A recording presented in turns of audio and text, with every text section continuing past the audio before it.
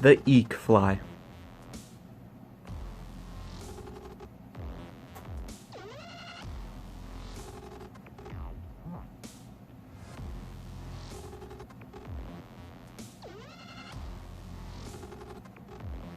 Start with a heavy wire hook, here the Umpqua 105 in size 6. This will help the presentation of the fly.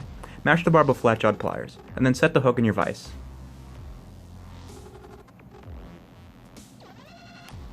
Then load a bobbin of 210 denier Danville's flat wax nylon in black.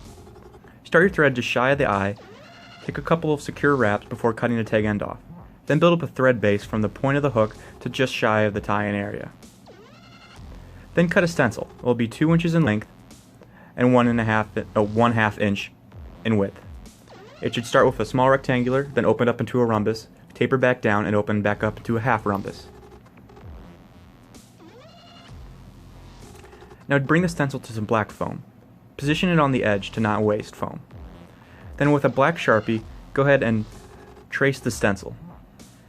It's okay if you touch the stencil or not. We will not be making the body of the stencil. We will be cutting out the black foam to make the body.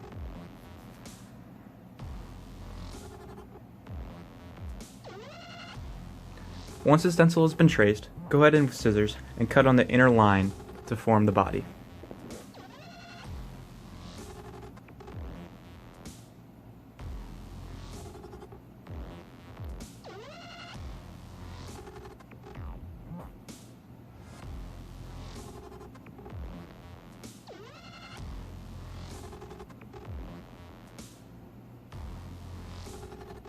Then once the body is cut out, go ahead and bring it to your hook.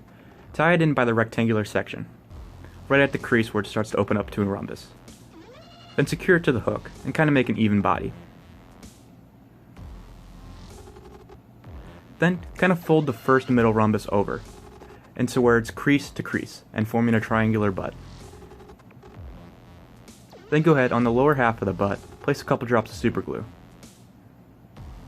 And then fold that over and kind of squeeze it together to set the glue and lock the butt in place. Then take a thread over the body to secure it to the top of the hook and permanently set that butt section. Then go ahead and round the corners. Now it may look raw, but then take a lighter and kind of touch it up to the raw cuts, and then use your fingers to kind of push it down into a more circular shape, more of a natural spider. Then bring your thread back up to the crease, or back down to the crease. We will use a red deer body hair to form a hot spot. Cut a section about 1/2 pencil in width, and now with a comb or your fingers, strip out the underfur and short fibers. Then go ahead and stack the fibers.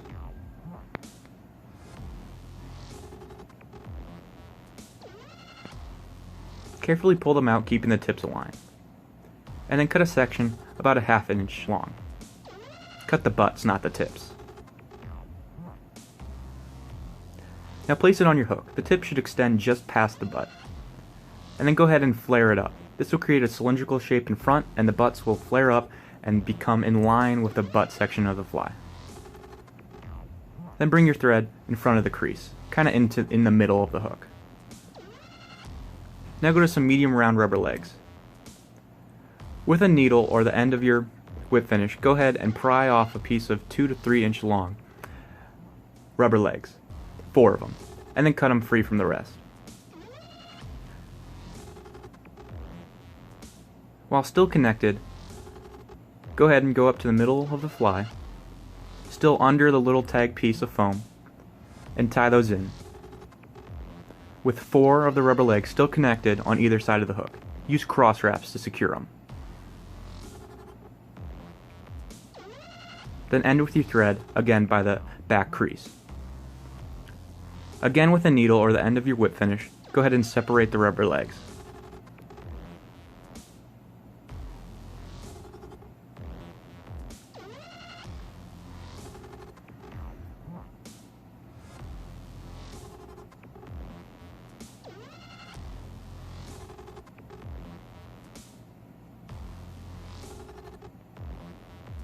Now go to some Ice Dub Peacock Black and pull out a nice clump and kind of extend it.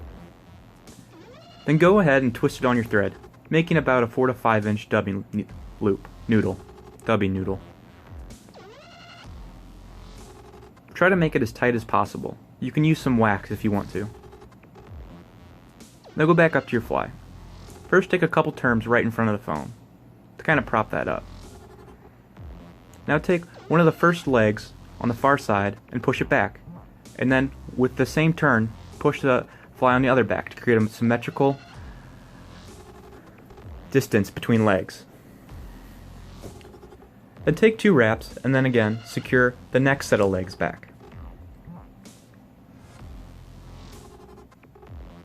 Take 2 more turns and then again do the same to the next set of legs. Make sure you're twisting your dubbing back onto your thread as you go, as it tends to loosen as you wrap.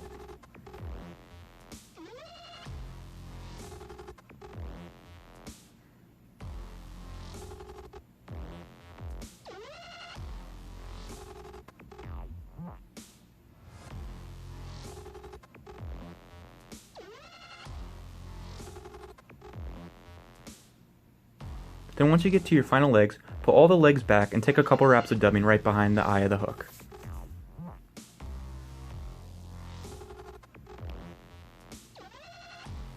End with bare thread right behind the eye. Now go ahead and fold over that tag piece of foam that we had left laying there. It should extend just past the eye.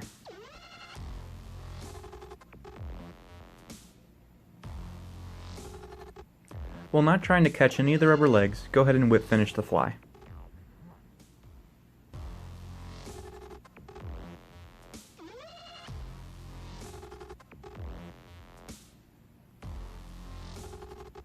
Then go ahead and cut your thread off clean. Now go ahead with the head of your fly. First, make a cut that is inclined towards the eye on both sides. And then cut a V from the end of each to kind of make a pincher.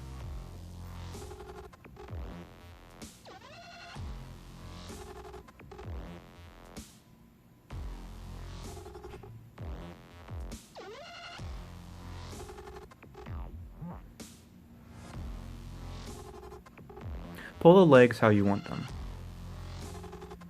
Then with a needle in hand, go ahead and start making overhand knots through all the legs. Make a loose overhand knot and then insert the needle through the loop. This will help position the knot about 1/4 to 1/2 inch away from the body of the fly. Just make sure you're even on distance through all the legs. Make sure you're seating the knots tight, because with these medium rubber legs, they do have a tendency to unravel themselves. If you can't get it, don't be that mad, we will glue them later.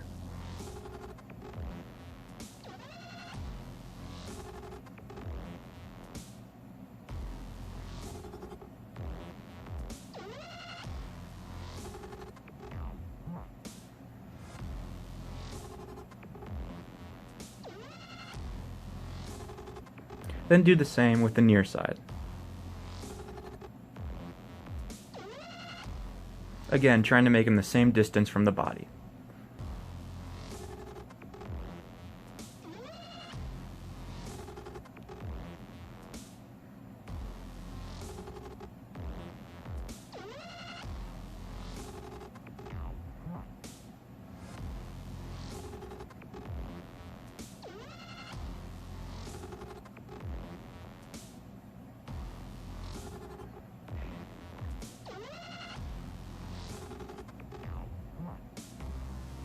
Then go ahead and gravel up all the legs on each side and kind of cut the legs to about a little under the length of their previous counterparts. So the legs after the joint should be just a little under the legs before the joint, or the part of the legs before the joint. Then, with not super glue, you cannot use super glue or else it will dissolve the legs. Use head cement or Sally Hansen's Hard as Nails or like product. And then go ahead and glue each joint of the legs. and then kind of coat the fly with this, as this will help keep out water from the foam and body. And that's it. That's the fly. You can also tie it with hackle. It's easier and much faster.